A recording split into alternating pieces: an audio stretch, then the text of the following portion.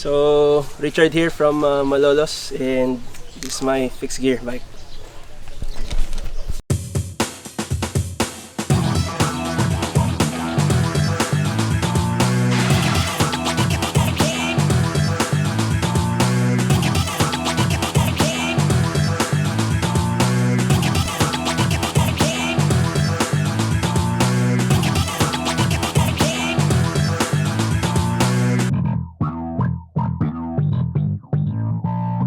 Bike check on my fixed gear. So frame set is a Cinelli Mashbolt 2016 Mashbolt 2.0.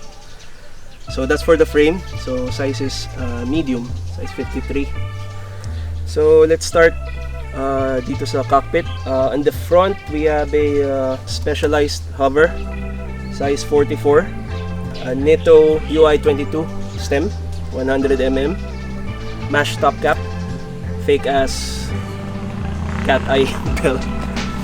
And at the back, so we have a Brooks Cambium C15 carved, Nitto S92 seat post, and a Thompson seat clamp.